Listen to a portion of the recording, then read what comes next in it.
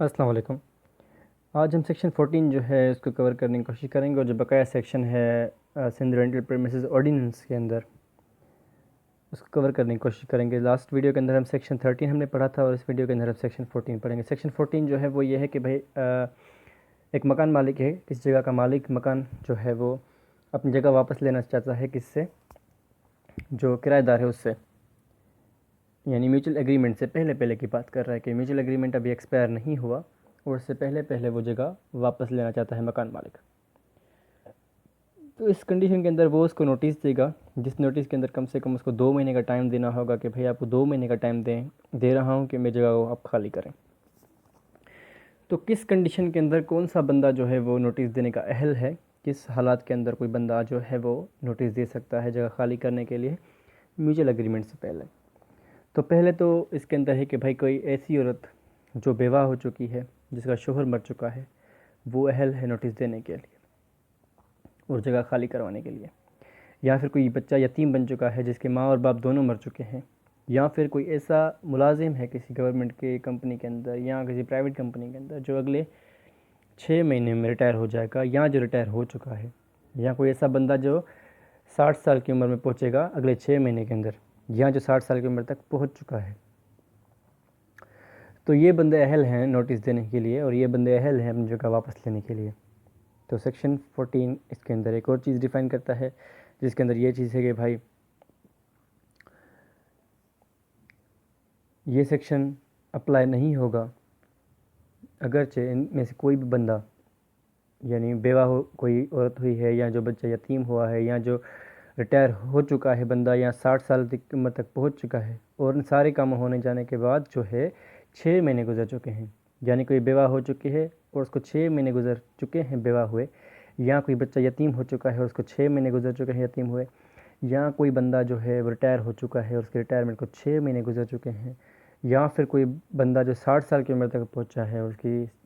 इस उम्र तक पहुंचने को 60 साल गुजर चुके 6 महीने जो है सॉरी गुजर गए हैं, तो इन कंडीशन में ये सेक्शन अप्लाई नहीं होगा। अच्छा,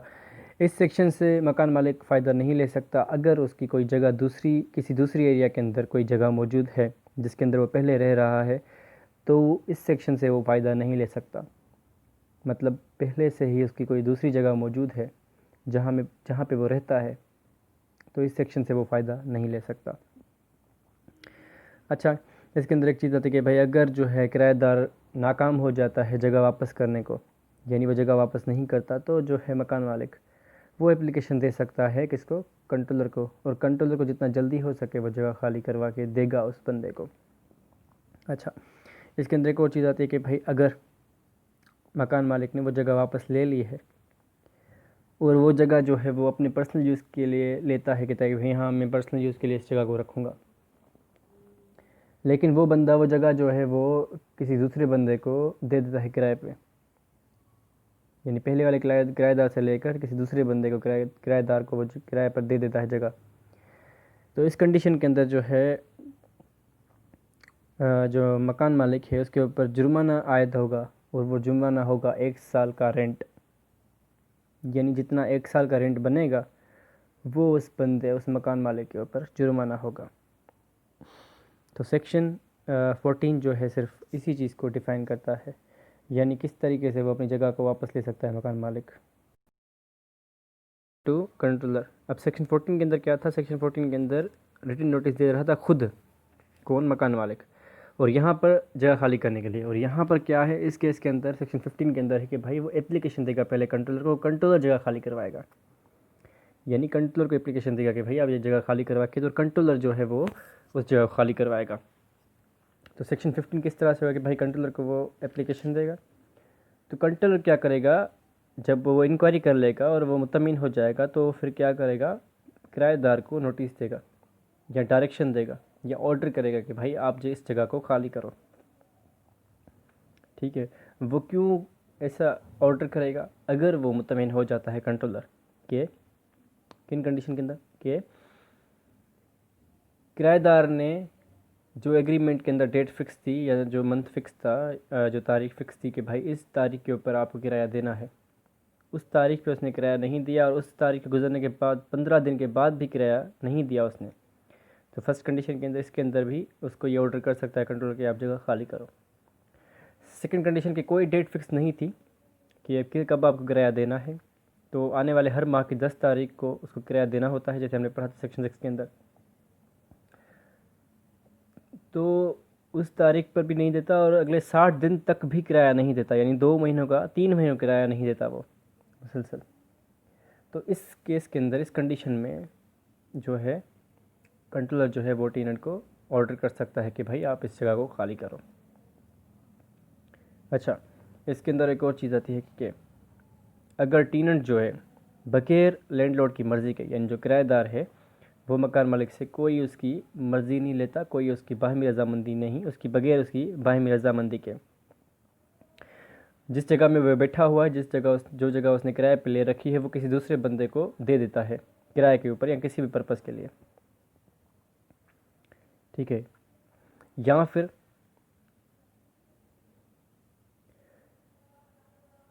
वो बंदा जो है जो जगह है उसकी पोजीशन किसी के दूसरे बंदे को दे देता है। इसके अंदर एक और चीज़ है, या फिर कोई कंडीशन है जो पहले ही डिसाइड की गई कि भाई अगर आप ये कंडीशन तोड़ोगे तो इसमें क्या होगा कि ये जगह मैं वापस ले लूँगा तुमसे, ये मकान मालिक किराएदार को कहता है। यानी अगर तुम ये दीवार तोड़ोगे या ये दरवाज़ा या कलर चेंज कराया घर का तुमने, तो मैं ये घर वापस ले सकता हूँ तुमसे। अच्छा, इसके अंदर एक और चीज़ है कि भाई अगर किराएदार ने उसकी जगह को कोई ऐसी इंजरी दी है या उसकी ऐसा कोई पार्ट तोड़ दिया है, जैसे दीवार हो गई, जैसे कोई रूम हो गया, वो तोड़ दिया है और जो पर मतलब टूट गया और बहुत नुकसान हो गया उसका, तो इस कंडीशन के अंदर भी जो मकान मालिक है किराएदार से जगह वापस ले सकता है। या फिर वो पड़ोसियों को जो जो है वो तंग करता है, यानी न्यूजेंस क्रिएट कर रहा है पड़ोस में, तो इस कंडीशन के अंदर जो है हम मकान मालिक जो है वो किराएदार से जगह वापस ले सकता है अपनी। अच्छा, एक और चीज़ आती है इसके अंदर कि अगर मकान मालिक किराएदार को बोलता है कि भाई मुझे जगह अपनी रिकन्स्ट्रक्ट करवानी है, फिर से बनवानी है, ये जगह जो मैंने तुम्हें किराए पे दी थी ये पुरानी हो चुकी है, और इसके ताल्लुक में वो क्या करता है कि किसी कंसर्न अथॉरिटी से अप्रूवल भी ले लेता है कि भाई ये मैं जगह गिराना चाहता हूँ और इसके ऊपर एक नई जगह बनाना चाहता हूँ, ये जगह पुरानी हो चुकी है। तो इस कंडीशन में भी वो जगह वापस ले सकता है। या फिर वो कहे कि भाई कोई प्रॉपर्टी उसने किसी को दे रखी है रेंट पे, वो प्रॉपर्टी वो वापस लेना चाहता है और इस पर्पज़ से कि भाई मुझे प्रॉपर्टी के ऊपर, ज़मीन के ऊपर जो है घर बनवाना है, तो इस कंडीशन के अंदर भी वो उससे जो किराए पे दी गई चीज़ है, जगह है, प्रॉपर्टी है, वापस ले सकता है। अच्छा, इसके अंदर एक और चीज़ आती है कि भाई अगर मकान मालिक ने अपने लिए, अपने पर्सनल यूज़ के लिए या अपने किसी ख़ानदान के बंदे के लिए वो जगह वापस लेनी है किराएदार से, तो भी वो ले सकता है उससे वापस। अच्छा, इसके अंदर एक और चीज़ आती है कि भाई अगर उसने जो जगह ली है उसने वापस किराएदार से, किस मकसद से? इस मकसद से कि भाई मुझे इस जगह को रिपेयर करना है या रिकन्स्ट्रक्ट फिर से बनवाना है, या इस जगह के ऊपर एक नई बिल्डिंग बनवानी है मुझे या प्रॉपर्टी के ऊपर। तो अगर जो बिल्डिंग पहले मौजूद है, यानी रिकन्स्ट्रक्शन के पर्पज़ से अगर वो प्रॉपर्टी लेता है, तो 6 महीने के अंदर अंदर उसको वो जगह गिरानी होगी, पुरानी जगह जो होगी। या फिर कोई प्रॉपर्टी उसने जो रेंट पे दी थी और वापस ली है इस मकसद से कि भाई मैं इसके ऊपर एक नई बिल्डिंग बनाऊंगा, तो वो कम से कम उसको 2 साल के अंदर वो बिल्डिंग बनानी है। अगर वो ऐसा नहीं करता तो फिर उसको टेनेंट जो पहले मौजूद था उसको वो प्रॉपर्टी वापस देनी है रेंट पर। तो सेक्शन 15 यही चीज़ कहता है। अब आते हैं सेक्शन 15A के अंदर, penalty for use of premises other than personal use. मतलब इसके अंदर सेक्शन 15A के अंदर सेक्शन 14 वाली बात करता है कि अगर किसी बंदे ने, जो मकान मालिक है वो प्रॉपर्टी वापस लेता है किराएदार से इस मकसद से कि भाई मैं अपने इस्तेमाल के लिए इस प्रॉपर्टी को तुमसे वापस ले रहा हूँ, लेकिन वो अपने इस्तेमाल के लिए प्रॉपर्टी नहीं रखता, वो उस प्रॉपर्टी को वो दोबारा किसी दूसरे बंदे को किराए पे देता है या फिर किसी दूसरे मकसद के लिए किसी बंदे को उसकी पोजीशन दे देता है। तो इसके अंदर क्या होगा कि अगर उसने उससे जगह वापस ली, यानी जो किराएदार था, मौजूदा किराएदार, उससे जगह वापस ली और उसको 1 साल नहीं गुजरा,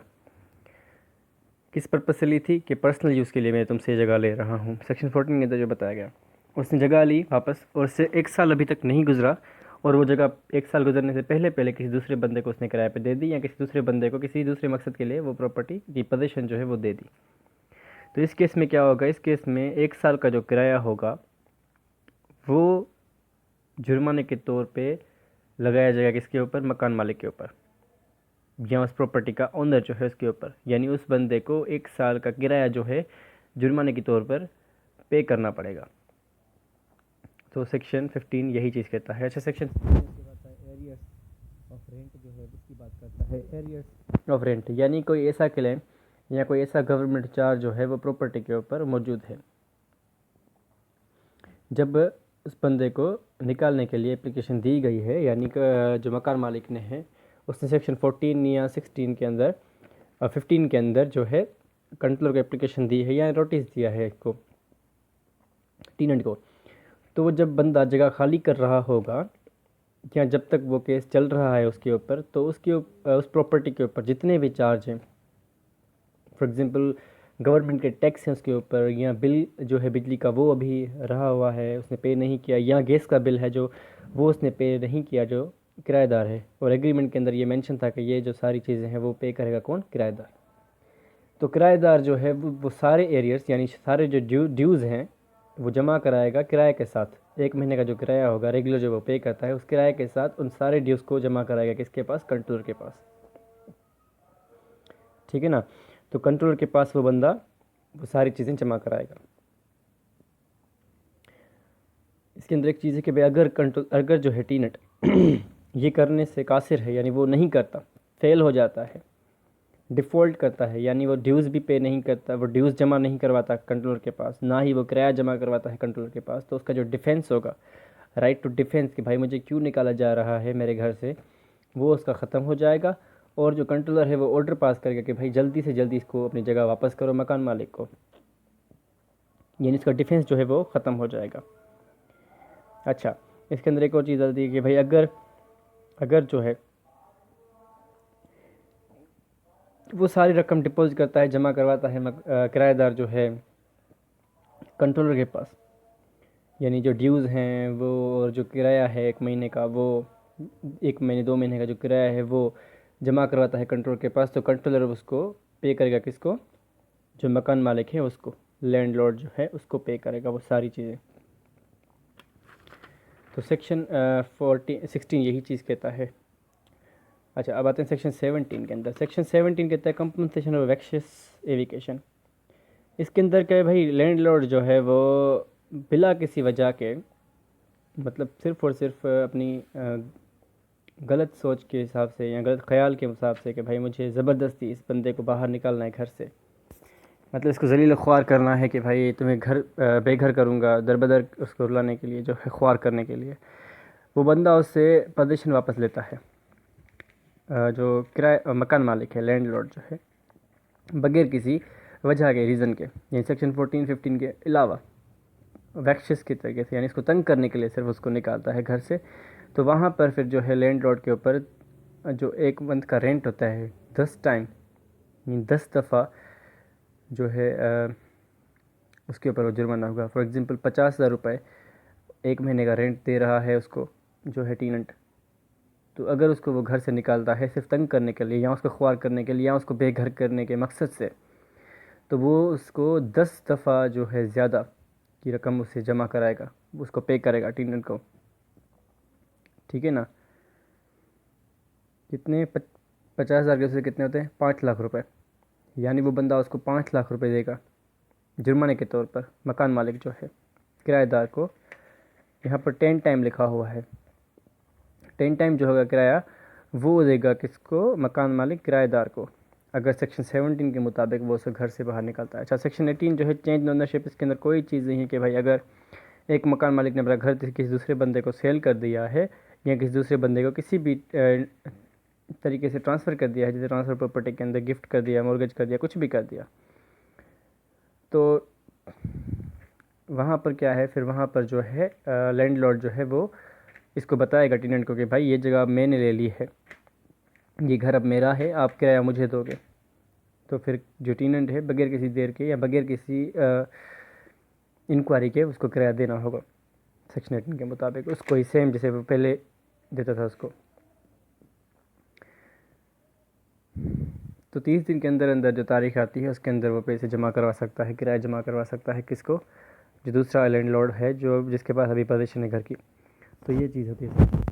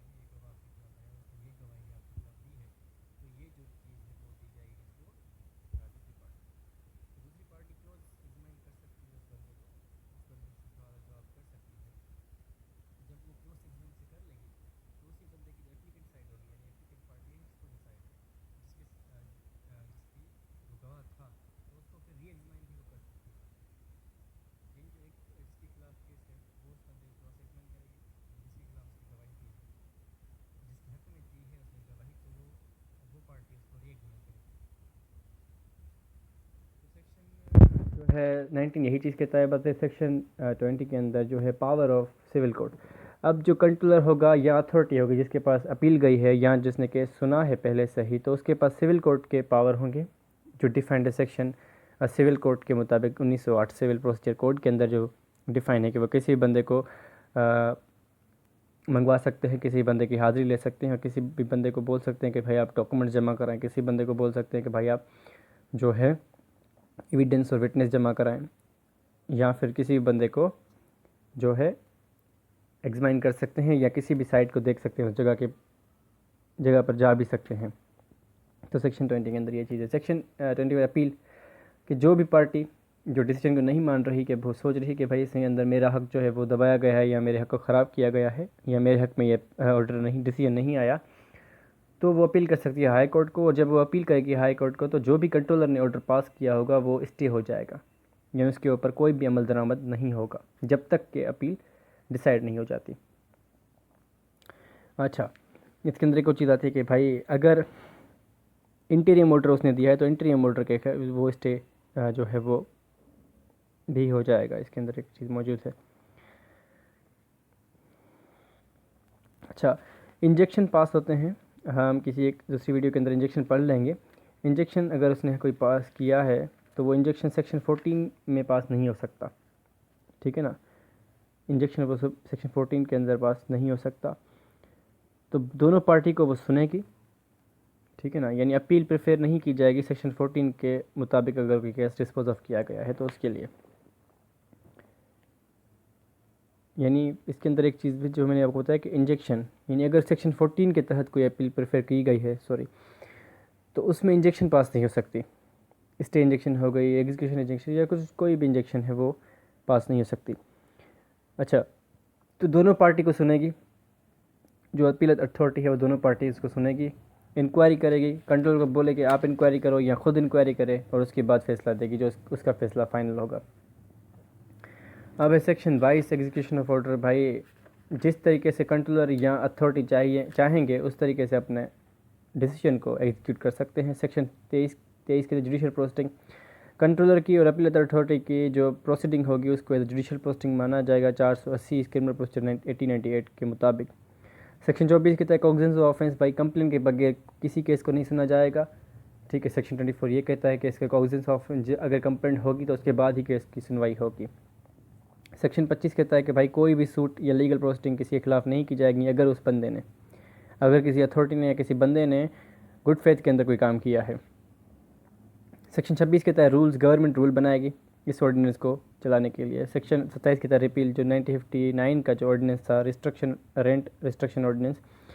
Sindh urban rent restriction ordinance 1959, वो ख़त्म हो गया। तो इसके साथ साथ जो है हमारा सिंध रेंटल प्रेमिसेस ऑर्डिनेंस भी ख़त्म हुआ। Thank you so much. Allah हाफिज़।